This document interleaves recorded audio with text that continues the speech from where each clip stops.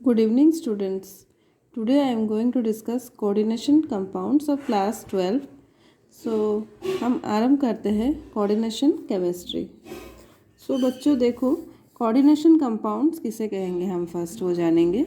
Coordination compounds जिन compounds में coordinate bond हो उसी कंपाउंड्स को बोला जाएगा कोऑर्डिनेशन कंपाउंड्स। तो कोऑर्डिनेट बॉन्ड उसमें कंटेन करता हो। फर्स्ट आपको क्लियर होना चाहिए कोऑर्डिनेट बॉन्ड क्या है।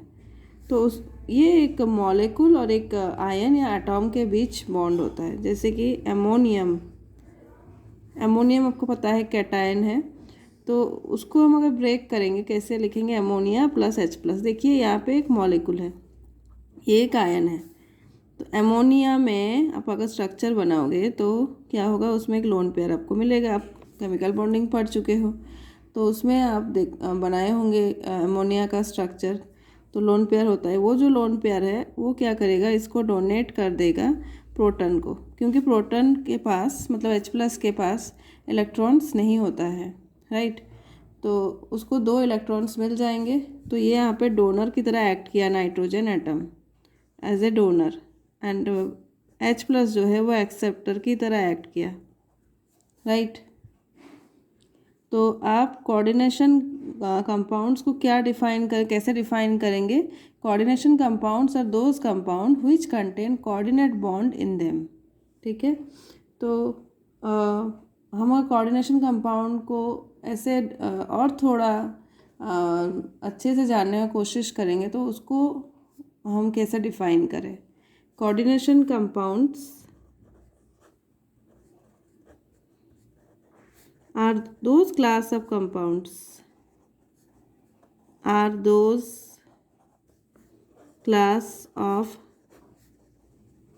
compounds in which a central metal atom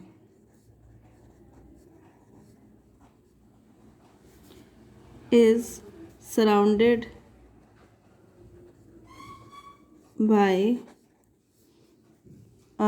a group of atoms or molecules।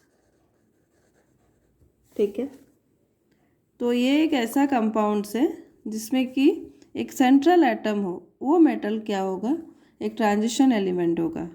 तो कोऑर्डिनेशन कंपाउंड्स वाले उसमें ज़रूर आप ट्रांजिशन एलिमेंट पाएंगे। तो आपको ट्रांजिशन एलिमेंट्स का थोड़ा ज्ञान होना चाहिए।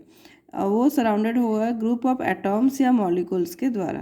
तो मैं आपको एग्जांपल दे सकती हूँ कोऑर्डिनेशन कंपाउंड्स का, K4FeCN6। तो देखिए यहाँ ये एक कोऑर्डिनेशन कंपाउंड है। तो उसमें देखिए एक ट्रांजिशन एलिमेंट है और सराउंडिंग क्या है, सियानाइड आयंस। तो ये घिर के रखा हुआ है आयरन Fe को। तो ये जो आपको एक स्क्वायर ब्रैकेट में दिख रहा है, इसको बोलेंगे कोऑर्डिनेशन स्फीयर। ठीक है, कोऑर्डिनेशन स्फीयर। और Fe क्या है, central atom. You can see the definition whatever is written there, central atom, metal atom है ये। सियानाइड क्या है, इसको टेक्निकली बोलते हैं लिगेंड्स। और जो बाहर में एक आपको दिख रहा है एटम पोटाशियम का, इसको काउंटर आयन बोला जाता है। ठीक है, तो आपको थोड़ा समझ में आ गया होगा, थोड़ा आइडिया हो गया होगा कि कोऑर्डिनेशन कंपाउंड्स क्या है। बच्चों देखिए, ये कोऑर्डिनेशन कंपाउंड है। इसमें आपको दिख रहा है कि एक स्क्वायर ब्रैकेट में है और एक बाहर एक आयन है। जो स्क्वायर ब्रैकेट में है उसको क्या बोलते हैं, कोऑर्डिनेशन स्फीयर, राइट। तो ये नॉन आयोनाइजेबल है। मतलब क्या है, अब अगर आप इस कंपाउंड को पानी में डिज़ोल्व करोगे तो आपको क्या क्या मिलेंगे, एक कैटायन एक एनायन। आपको पता है कोई भी कंपाउंड को आप डिज़ोल्व करते हो तो एक कैटायन पार्ट मिलता है, एक एनायन पार्ट मिलता है। तो आपको यहाँ पे एक कैटायनिक पार्ट मिलेगा, तो क्या मिलेगा, 4K प्लस FeCN6 4 माइनस। ठीक है, तो ये आप देखिए यहाँ से आयरन अलग नहीं हुआ, वो भी एक मेटल है, उसको बाहर आना चाहिए था, लेकिन as it is in the coordination sphere it will be the part of that sphere, it will not form the ion in the solution. You have to remember that means इसमें दो हिस्सा होता है, एक आयोनाइजेबल एक non ionisable coordination compound में। तो ionisable कौन है? Potassium. Non ionisable that's coordination sphere part.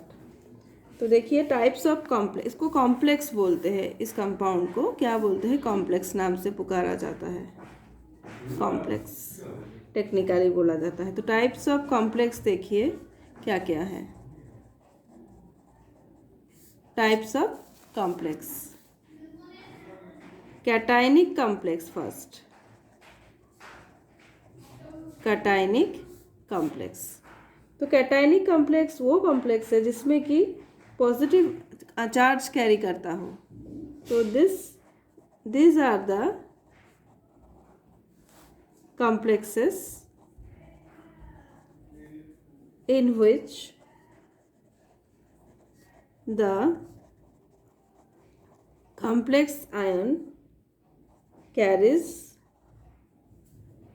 a positive charge। Complex ion मतलब बच्चों जो स्क्वायर ब्रैकेट में है उसके ऊपर चार्ज को नोटिस करना है, क्या है उसके ऊपर चार्ज।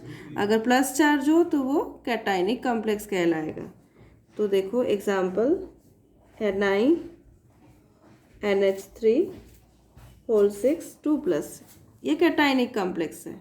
और एक मैं दे सकती हूँ एग्जाम्पल CrNH3 3+, राइट। देन देखिए anionic complex, these are the complex in which the complex ion carries negative charge. बच्चों नेगेटिव चार्ज इसमें आएगा। एग्जाम्पल दे सकती हूँ FeCN6, ठीक है, FeCN6 4-, FeCN6 4-, FeCN6 3-। ये देखो इसके ऊपर नेगेटिव चार्ज है। तो देखो बच्चों अभी neutral complex, this are the complex which do not yield oppositely charged ions, ठीक है। इसमें ऑपोजिटली चार्ज्ड आयंस आपको नहीं मिलेंगे। मतलब आप पहले देख रहे थे कि एक कॉम्प्लेक्स लिया जा रहा था, वो पॉजिटिव और नेगेटिव पार्ट में डिवाइड हो रहा था पानी में डिज़ोल्व करने पर। इसको अगर आप पानी में डिज़ोल्व करोगे तो आपको कोई आयंस नहीं मिलेंगे, जैसा का तैसा रहेगा। तो बच्चों अभी हम देखते हैं लिगांड क्या है।